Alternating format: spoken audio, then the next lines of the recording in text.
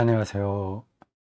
지금 녹화하는 날짜가 달력을 저 앞에 봅니다. 9월 21일 추석날입니다.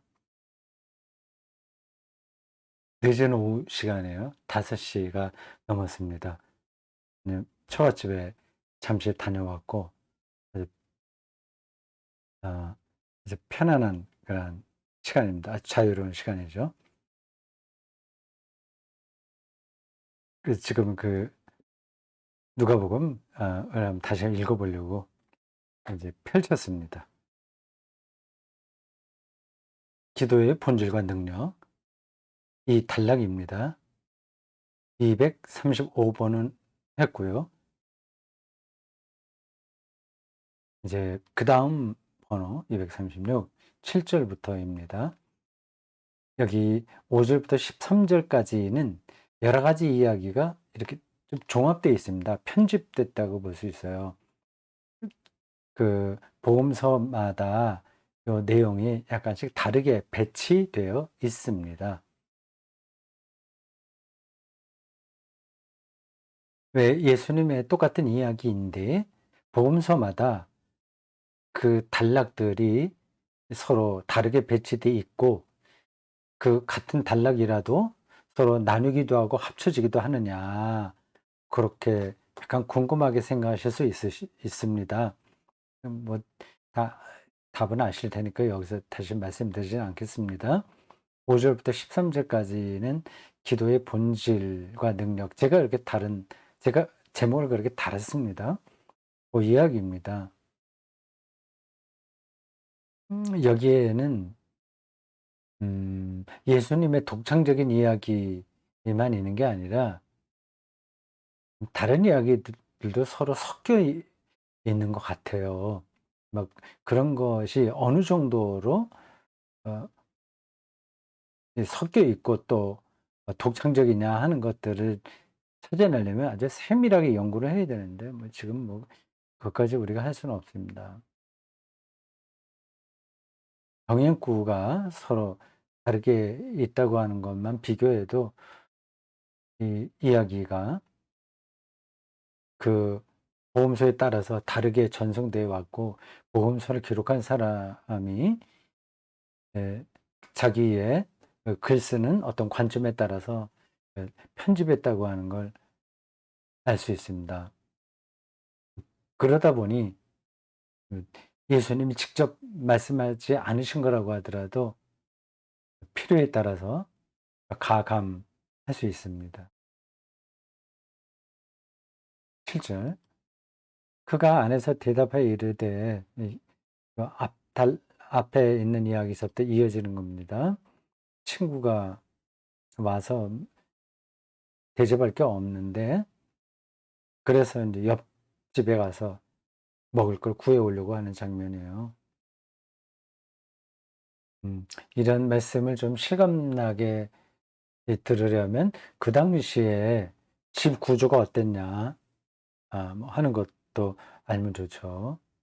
거의 2000년 전이니까 지금처럼 각 방이 따로 있고 침실이 있고 뭐 또 부엌이 있고 뭐 거실이 있고 뭐 이런 거 아닙니다.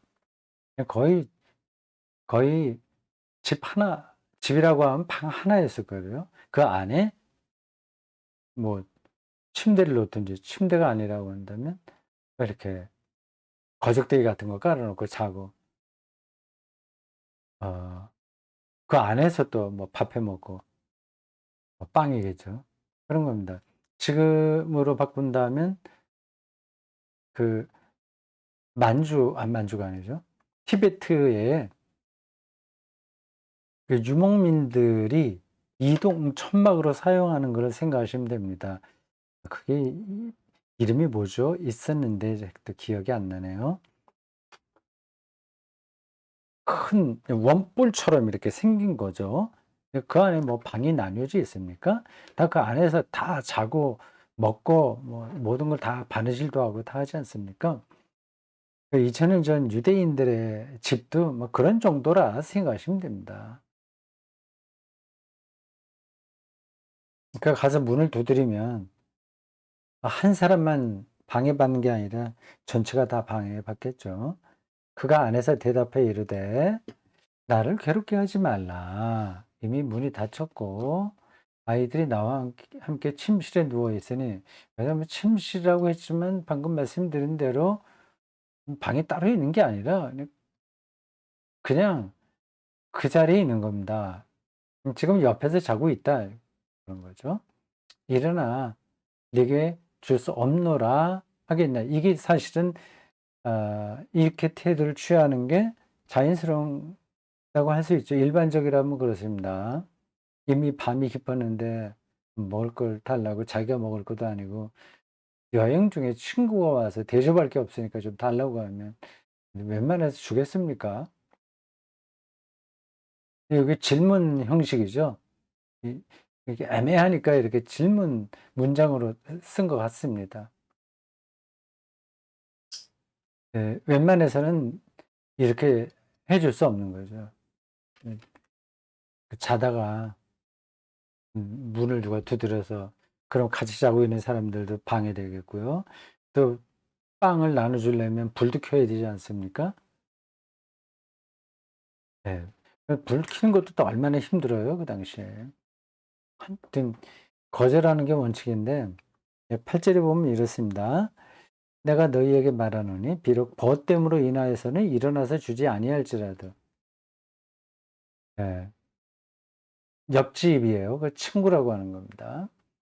친구지간 정도라면 큰 빵을 빌려줄 수 없는 거죠. 그게 상식입니다. 그런데 이것은 간청함을 인하여 일어나 그 요구대로 주리라. 이게 이제 기도 의 능력을 말하기 위한 비유입니다. 그러니까 이러한 일들이 상식으로 맞냐 맞지 않느냐 하는 질문은 여기서 아무 의미가 없습니다. 이 간청함을 인하여 요구대로 주리라고 하는 것처럼 하나님에게 간청한다. 그렇게 기도드렸라고 하는 겁니다. 이러한 것들 문장을 근거로 해서 봐라. 이렇게 예수님이 가르쳐 주지 않았냐. 우리도 하나님께 그렇게 기도해야 된다. 간구해야 된다. 그러면 들어주신다. 이렇게 말할 수 있죠. 근데 그거는 오해의 오해의 소지가 있는 주장입니다. 무조건 강구하는 게 핵심은 아닌 거예요. 그럼 핵심이 뭐냐?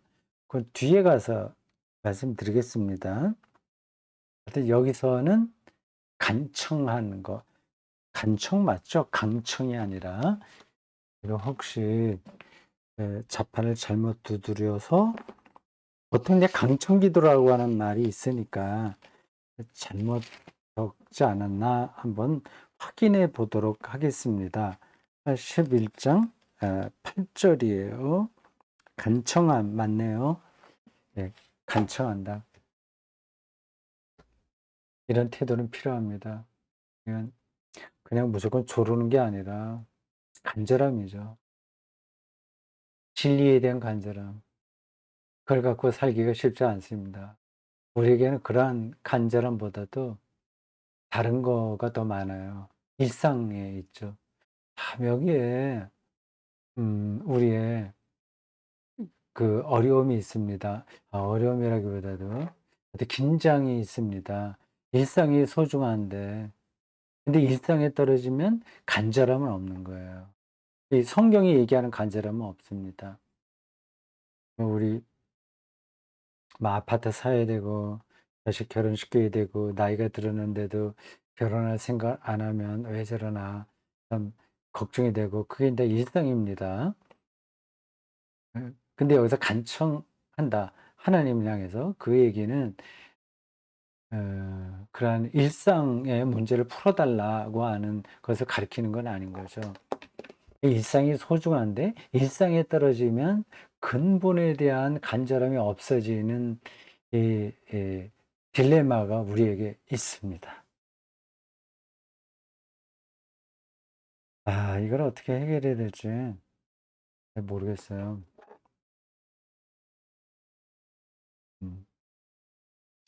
일상을 소중하게 여기되 일상의 과잉에 떨어지지 않는 삶.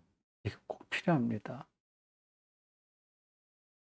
그게 실제로 어떤 삶이냐 하는 것은 각각 개인에 따라서 달라요.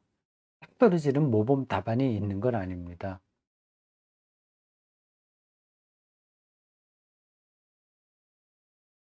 네, 그냥 핵심적으로만 얘기한다면